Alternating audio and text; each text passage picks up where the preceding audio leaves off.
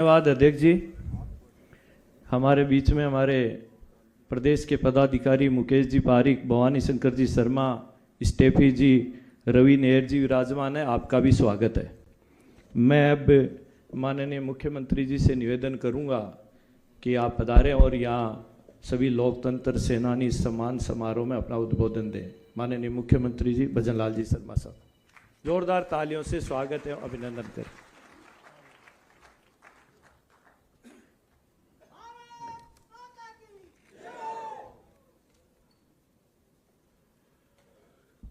बोलिए भारत माता की, भारत माता की, भारत माता की।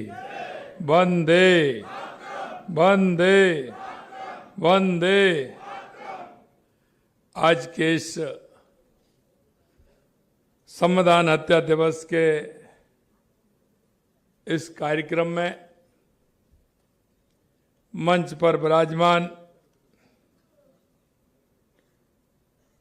हमारे भारतीय जनता पार्टी के मुखिया, प्रदेश के अध्यक्ष सम्माननीय मदन राठौड़ जी,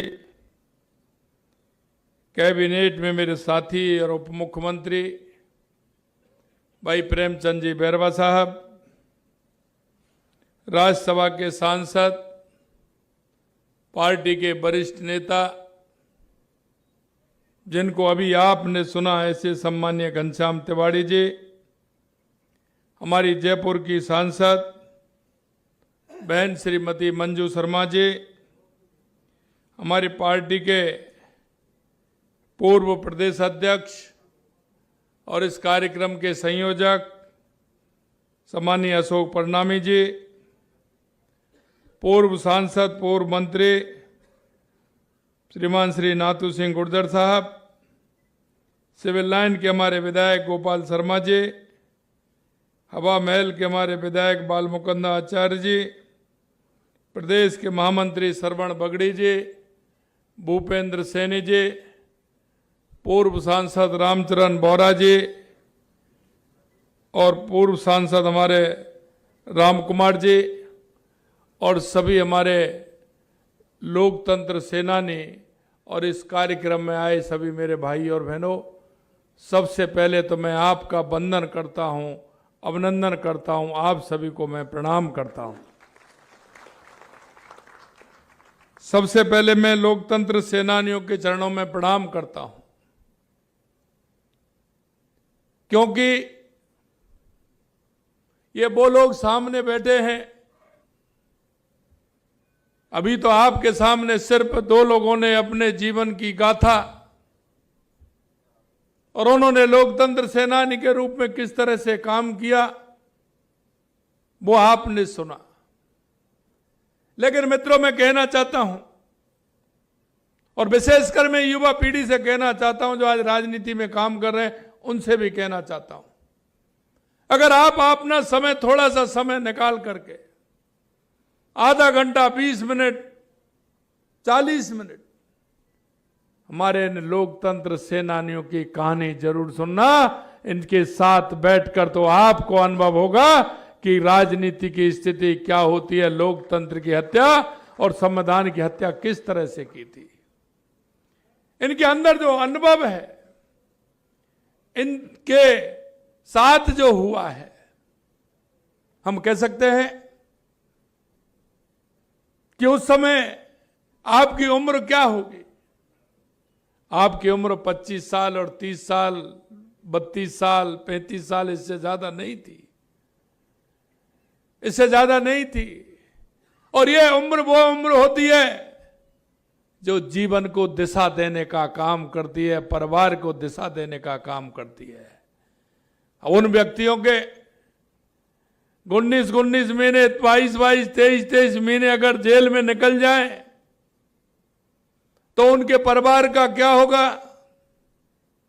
उन्होंने जीवन में क्या सोचा था और क्या हुआ। आज भी अगर उनकी कहानी आप सुनोगे तो निश्चित रूप से उनके मन की पीड़ा निकल नहीं सकती है। क्योंकि भाई सोच उनकी ये थी कि मेरे को क्या करना है, लेकिन जब वो राष्ट्र पर विपत्ति आई, उन्होंने देखा कि इस राष्ट्र को बचाने का काम कौन करेगा। यह आवश्यक था, क्योंकि वो बात मात्र 25 साल बाद थी। संविधान लागू हुआ था 1950 में, और ये 1975 की कहानी है। उनके अंदर वो भाव भी था जो लोग स्वतंत्रता सेनानियों के रूप में उनके पूर्वजों ने, परिवारजनों ने लड़ाई लड़ी थी। क्योंकि आपने देखा था देश की आजादी के लिए हमारे लोगों ने अपने आप को समर्पित कर दिया मां भारती के लिए। मित्रों, मैं एक बात जरूर आपसे कहना चाहूंगा कि उस समय भी यही बात थी कि आजादी की लड़ाई लड़ी जा रही थी। जितने लोग आजादी की लड़ाई लड़ रहे थे, उससे ज्यादा तमाशा देख रहे थे। और तमाशा देखने का उनका कोई ये नहीं था, लेकिन हां था कि उनको ज्ञान नहीं था, उनको भान नहीं था, इसलिए वो तमाशा देख रहे थे। क्योंकि उस समय देश छोटी छोटी रियासतें, कबीलों में बटा हुआ था। लोग सिर्फ कबीलों की और जाति की बात को उस समय करते थे, लेकिन उसके बाद जैसे ही भारत मां का नारा लगा, वंदे मातरम का नारा लगा, वो लोग एक साथ तैयार होकर के गए। और जब वो लोग आए, स्वतंत्रता की लड़ाई लड़ी, तो लंबे अंतराल के साथ हम लोगों को उसमें सफलता मिली और हमारा देश स्वतंत्र हुआ। मित्रों, ये जज्बा होता है राष्ट्र के प्रति, जो हमारा समर्पण है वो होता है। और मैं आपसे यही कहना चाहता हूं, हम इस देश और प्रदेश के नागरिक होने के नाते हमारा कर्तव्य बनता है कि हम कोई भी बात इस तरह की आती है उसके लिए सजगता से रहें। आज आप देख रहे हो कि जिस तरह से देश के यशस्वी प्रधानमंत्री नरेंद्र मोदी जी के नेतृत्व में पूरे देश के अंदर राष्ट्रीयता को लेकर के आप देख रहे हैं कि 12 साल पहले किस तरह की स्थिति होती थी। जिन लोगों ने सिर्फ स्वार्थ की खातिर इस देश को बंटवारा करने का काम किया हो, स्वार्थ की खातिर उन्होंने आपातकाल लगाए हो, संविधान की हत्या की हो, वो आज हमें सीख देने के लिए बात कर रहे हैं। वो आज हमें सीख दे रहे हैं। उन्होंने कितनी बार देश में चुनी हुई सरकारों को भंग करने का काम किया। उन्होंने कितनी बार राज्यों की सरकारों को बर्खास्त करने का काम किया। आज वो महात्मा गांधी जी की, बाबा साहब भीमराव अंबेडकर जी की दुआई देते हैं, अरे तुम्हारे ये मंसूबे हैं, ये आपके मंसूबे सिर्फ भ्रष्टाचार और तुष्टीकरण के मंसूबे हैं, बाकी राष्ट्र के हित में कांग्रेस ने कभी काम नहीं किया। मित्रों, मैं आपसे यही कहना चाहता हूं, आज भी देख रहे हो उनकी सोच और मानसिकता किस तरह की है। इन्होंने जिस तरह से संविधान की हत्या की, लोगों को, पत्रकारों को, स्वयंसेवकों को, राष्ट्र प्रेमियों को जेल की सलाखों में उन्होंने डाल दिया। आज आप देख रहे हैं, इनमें से कई तो आपको ऐसे मिलेंगे कि जिन्होंने शुरू में ही उनको गिरफ्तार कर लिया, उनको पूरी जानकारी भी नहीं थी, लेकिन उनको पता था कि ये राष्ट्रभक्त हैं, इसलिए रात के अंधेरे में जाकर के घरों से गिरफ्तार करके और इनको जेलों के अंदर डाल दिया गया था। मित्रों, मैं कहना चाहता हूं आप सभी से कि यह बात हमारे आने वाली पीढ़ी को भी बताना चाहिए, हमारे युवाओं को बताना चाहिए कि कांग्रेस ने किस तरह से संविधान की हत्या की। ये लोकतांत्रिक सेनानियों के योगदान को रेखांकित भी करना चाहिए। और ये कम बात नहीं है, हमारे स्वतंत्रता सेनानियों ने हमारे देश को स्वतंत्र कराया था और लोकतंत्र सेनानियों ने हमारे संविधान को बचाने का काम किया है। हम देखते थे, 10 साल की उम्र हमारी थी लगभग उस समय, लेकिन परिवार जुड़ा हुआ था राष्ट्रीय स्वयंसेवक संघ से। तो हम देखते थे कि रात को ये किस लिए आते हैं, कहां जाते हैं, किसकी व्यवस्था करते हैं, किसी को खेत पर सुलाते हैं तो किसी को कहीं सुलाते हैं। ये सारी स्थिति उस समय हम देखते थे। बड़ी विपरीत स्थिति थी। दिन रात लोगों के मन में यह भय व्याप्त होता था कि वो रिश्तेदार है, उसका रिश्तेदार है, उसको भी गिरफ्तार कर लेते थे, वो भी घूमते थे, परेशान होते थे, रात को सोते थे, कहां सोते थे। यह स्थिति पैदा हो गई थी। कई बार हम देखते थे, पेपर आते थे, वहां से कोई दे करके जाते थे, बंडल आते थे, छोटे छोटे बच्चों को काम में लगाते थे, इनको इधर दे आओ, इनको इधर दे आओ, हाथ में लगे रहते थे। पुलिस आती थी, वो उन पेपरों को उन बच्चों के हाथ में कहां से मिले, छोटे छोटे बच्चों को पूछते थे, कई बता देते थे। उनको क्या पता क्या है क्या नहीं है। किस तरह की यात्राएं उस समय लोगों ने झेली थी। मित्रों, आपातकाल के दौरान हुए अत्याचार से नई पीढ़ी को हमें अवगत कराना चाहिए। और मैं मेरे लोकतंत्र सेनानियों को भी कहना चाहता हूं, देखो, ये आपको भी हमारी पीढ़ी को बताना चाहिए, आपका संघर्ष कम नहीं है। आपने संविधान बचाने के लिए आपका जीवन जितना कष्ट में हुआ, और कई का तो मैं सुनता हूं, मैं बैठता हूं, मैं देखता हूं कि उनके जीवन में जो खुशहाली आनी चाहिए वो आज तक नहीं आई, क्योंकि जो उनके विचार थे, जो करना चाहते थे, वो आज तक उनके परिवार खंडित और विखंडित हो गए। हम उसका कोई मोल नहीं दे सकते, उनकी पूर्ति नहीं कर सकते, क्योंकि उनका परिवार बिखर गया। जीवन के अंदर जो खुशहाली आनी चाहिए वो नहीं आई। कई के पिताजी उस समय चले गए, माताजी चली गई, वो उनसे मिल नहीं पाए। उनके मन में हमेशा पीड़ा रहेगी कि मेरे पिताजी माताजी को अगर मैं कहीं अस्पताल में दिखा देता तो हो सकता है कुछ दिन उनका जीवन और चल जाता। ये बहुत सारी पीड़ा हैं जो उनके मन में है। ये हमें आने वाली हमारी पीढ़ी को भी बताना चाहिए कि किस तरह की यात्राएं आपको संविधान बचाने के लिए सही थी। साथियों, वर्ष 1975 उस समय कांग्रेस सरकार ने 25 जून को लगाया। वो पूरी बात माननीय घनश्याम जी ने बताई कि किस तरह से इंदिरा गांधी का चुनाव निरस्त किया गया था और उन्होंने इस तरह इमरजेंसी लगाई। ऐसा घटनाक्रम की स्मृति बनाए रखने का अपना महत्व है। मित्रों, हम सब वो लोग हैं जो सबसे पहले आज ये कार्यक्रम प्रारंभ हुआ तो मां भारती को पुष्पांजलि हमने की, उनको श्रद्धा सुमन माननीय पंडित दीनदयाल उपाध्याय, श्यामा प्रसाद मुखर्जी को दिए। हमारा पहला शब्द भारत माता की जय से निकलता है, क्योंकि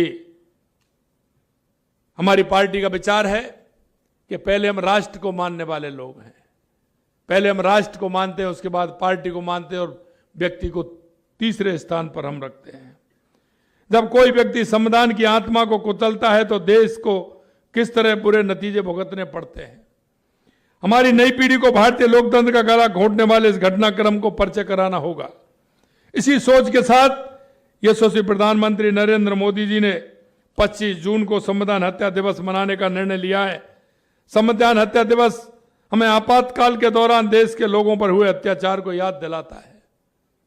और मैं प्रेस के लोगों से भी कहना चाहता हूं कि आज के समय में शायद आप उसका अनुभव नहीं करते होंगे, लेकिन हमारे उन लोगों ने, प्रेस के लोगों ने जेलों के अंदर डाल दिया गया।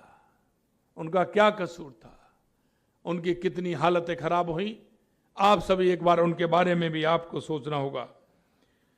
आपातकाल के दौरान न केवल लोगों को संविधान द्वारा दिए गए मौलिक अधिकारों से वंचित किया गया, बल्कि देश जेल खाना बन गया था।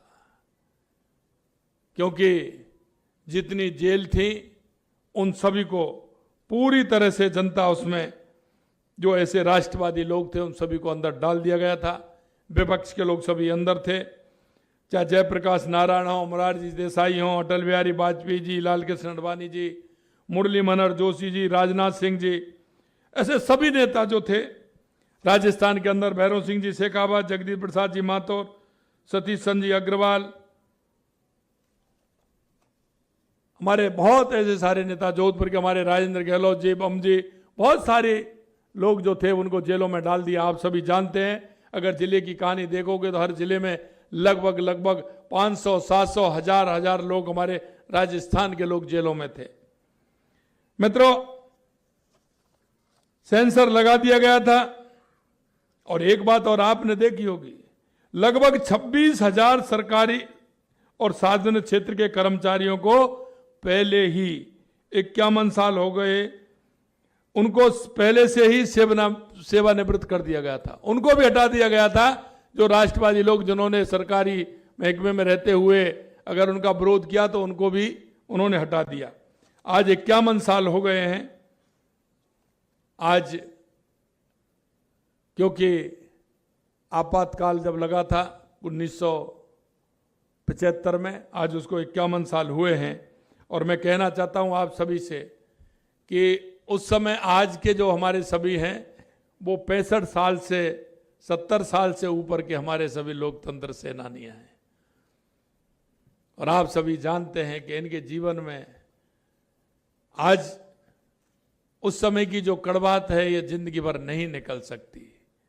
और मैं कहना चाहता हूं कि कई लोगों ने भूमिगत रह करके काम किया, आपके सामने आए हैं माननीय हमारे प्रदेश अध्यक्ष, ऐसे बहुत सारे लोग थे जिनके घर बार बार की चिंता कर रहे थे। लोग उनको पकड़ने जाते थे, लेकिन हमारे संघ के स्वयंसेवकों को इस तरह से रखा कि वो परिवार की देखभाल भी करें। और मैं धन्यवाद देना चाहता हूं हमारे राष्ट्रीय स्वयंसेवक संघ के सभी स्वयंसेवकों से, हमारे उस समय के हमारे उन सभी कार्यकर्ताओं को जिन्होंने परिवारों का भी ध्यान रखा और हर व्यक्ति के घर कोई ना कोई पहुंचे, एक पालक के रूप में एक व्यक्ति दिया जो उनके परिवार की चिंता करे, किसी तरह से उस परिवार को दिक्कत नहीं हो। यह काम भी हमारे राष्ट्रीय स्वयंसेवक संघ के लोगों ने इस काम को किया। कई लोग तो संत बनकर कभी गांव में अगरबत्ती की पैकेट ले जाते थे, साइकिल पर वहां जाते थे, कभी चद्दरें लेकर के जाते थे बेचने के बहाने, उस तरह से काम किया।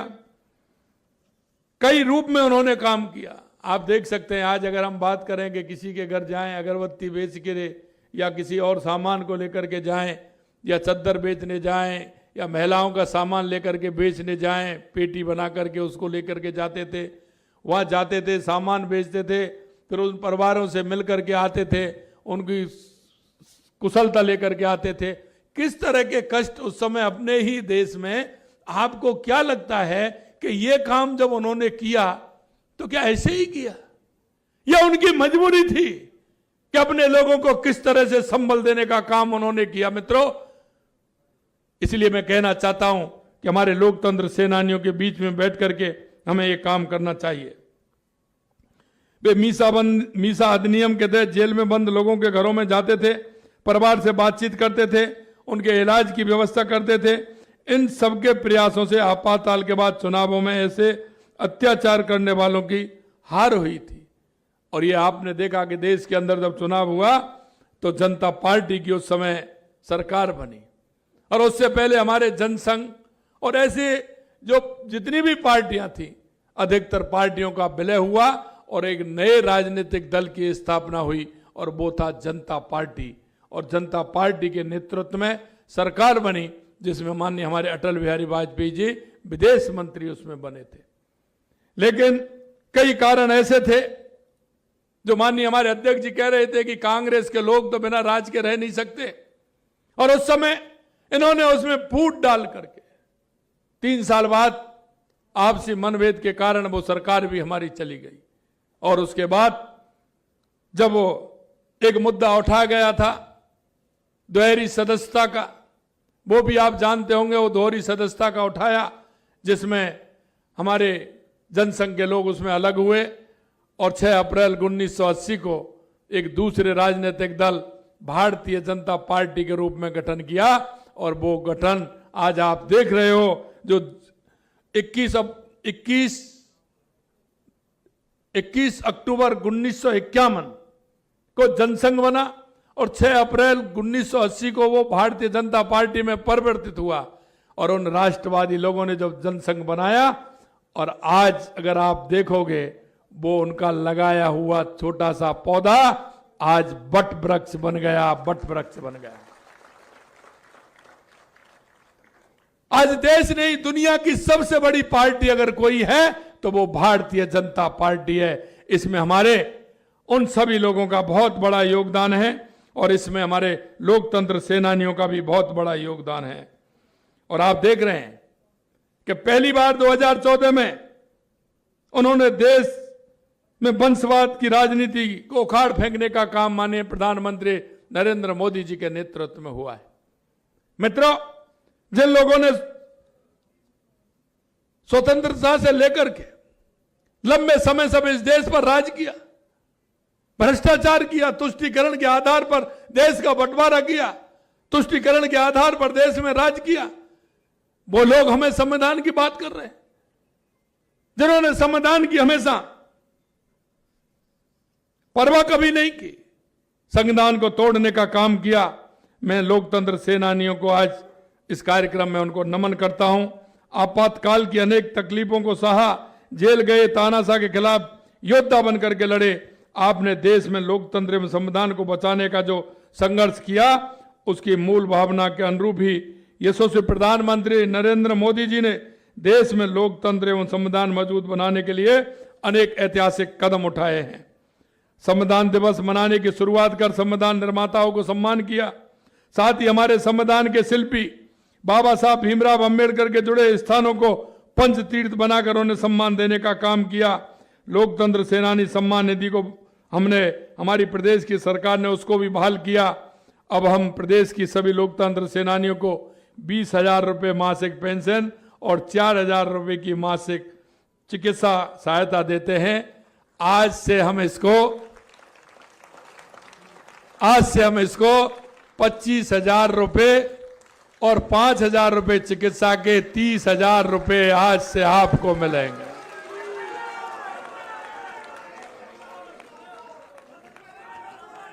राजस्थान रोडवेज की बसों में निःशुल्क यात्रा सुविधा प्रदान की जाएगी, क्योंकि आपको यात्रा का भी और इसका भी जो लोग जा सकते हैं, हमारे लोकतंत्र सेनानी आप जहां जा सकते हैं। मैं माननीय घनश्याम जी से और हमारे राजेंद्र गहलोत जी भी उसमें होंगे, हमारे प्रदेश अध्यक्ष जी भी होंगे, हमारे परिणामी जी भी उसमें होंगे। आपको ये व्यवस्था भी करनी है, क्योंकि आपको अपने जीवन की कुछ गाथाएं लिखना भी आवश्यक है। मैं राजेंद्र राज जी आए हैं क्या? राजेंद्र राज जी कहाँ हैं हमारे? राजेंद्र राज जी हैं। आपसे भी मैं कहूंगा कि आप इन सभी लोकतंत्र सेनाओं की इनके मुंह उस समय की जो कहानी है, उस कहानी को आप पूरी तरह से बनाओगे। और इसमें माननीय घनश्याम जी और हमारे प्रदेश अध्यक्ष जी, परिणामी जी, राजेंद्र गहलोत जी, ऐसे लोग उसमें शामिल होंगे जो इनकी, क्योंकि उस समय की इनकी गाथा को हम उनके मुंह से 10 मिनट 5 मिनट में सुने, लेकिन अगर किसी को आवश्यकता हो तो इनकी कहानी सुन करके लिखने के लिए बहुत आवश्यक है, क्योंकि इन्होंने उस समय हमारे लोकतंत्र को बचाया था। इसलिए यह भी आवश्यकता हो कि वो लिपिबद्ध पूरी तरह से हो। अब घनश्याम जी कह रहे हैं कि मैं वहां गया, लेकिन उन्होंने तो किताब में लिख दिया होगा, लेकिन माननीय प्रदेश अध्यक्ष जी ने तो किताब में लिखा ही नहीं। कि उनके हाथ अभी मेरे को दिखाया, वो निशान आज भी उनके हाथ में है। ये सारी बातें अब चैन सिंह जी हमारे बैठे। चैन सिंह जी का मैं देखता था जब ये एडिशनल एसपी थे, इनके मन में उस तरह की तड़प थी, क्योंकि उन्होंने वो दंश झेला है, वो देखा है। और मैं आपसे यही कहना चाहता हूं, आने वाली पीढ़ी को, आपको भी ये प्रेरणा लेंगे कि हमको भी 10, 20, 25 लोगों को हमारे उस समय की कहानी, जो हमारे जेल के अंदर आपने जो सहा है, देखा है, उसको उनको बताने का काम करेंगे। आज कांग्रेस पार्टी संविधान की दुहाई देती है, संविधान को बचाने का पाखंड करती है, लेकिन मैं कांग्रेसी नेताओं से पूछना चाहता हूं कि आपातकाल की घोषणा से पहले संसद की सहमति ली गई थी? क्या देशवासियों और विपक्ष को भरोसे में लिया गया था? कांग्रेस ने लोकतंत्र के रक्षक नहीं बल्कि भक्षक बनने का काम किया। आज कांग्रेस के लोग माननीय प्रधानमंत्री जी पर संविधान बदलने का बेबुनियादी आरोप लगा रहे हैं, लेकिन उन्होंने आईना दिखाना चाहते हैं। हकीकत में कांग्रेस ने आपातकाल के दौरान संविधान में इतने संशोधन किए कि उसे मिनी संविधान कहा जाए तो कोई अतिशयोक्ति नहीं होगी। उन्होंने हमारे संविधान की प्रस्तावना तक बदल दी, अनुच्छेद 14 भी बदल दिया, अनुसूची बदल दी गई और 40 अलग अलग क्लॉज में भी बदलाव किए गए, नए अनुच्छेद शामिल किए गए, नए खंड डाले गए। 42वें संविधान संशोधन ने तो संविधान की बुनियादी ढांचे को ही बदल दिया गया था। 51 वर्ष के बाद भी कांग्रेस उसी मानसिकता के साथ चल रही है।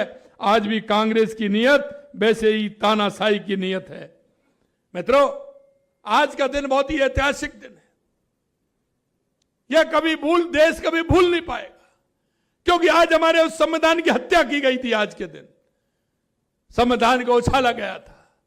जैसे संविधान की शपथ लेकर के हम चलते हैं, जैसे संविधान से हमारा देश चलता है, ये कांग्रेसी संविधान सिखाएंगे हमको। इन्होंने हमेशा संविधान को कलंकित करने का काम कांग्रेस ने किया है। आज का दिन आपातकाल की निंदा करने और हमारे युवाओं के लोकतंत्र के सजग प्रहरी बनने के संकल्प लेने का दिन है। संविधान और उसकी भावना की रक्षा करना हम सबकी जिम्मेदारी है।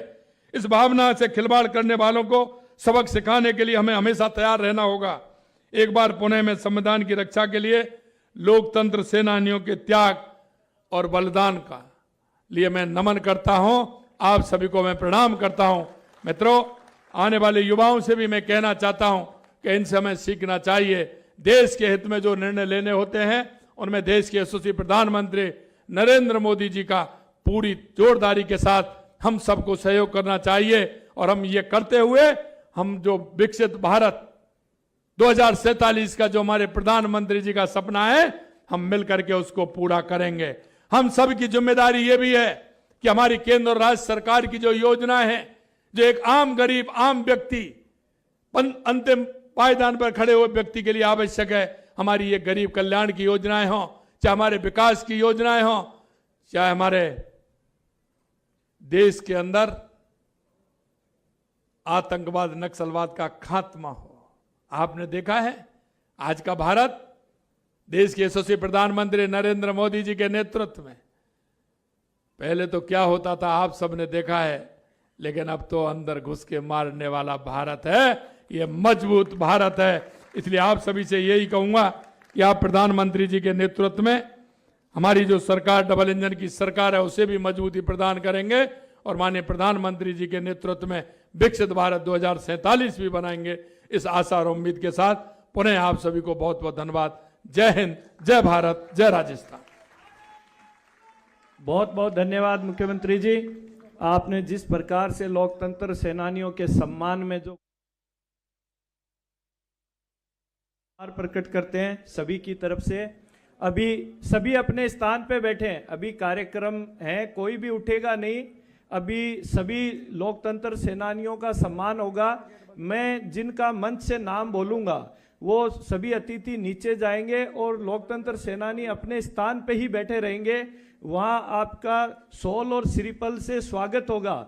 उसके बाद में माननीय मुख्यमंत्री जी, प्रदेश अध्यक्ष जी नीचे आके आपके साथ एक ग्रुप फोटो करवाएंगे। उसके बाद में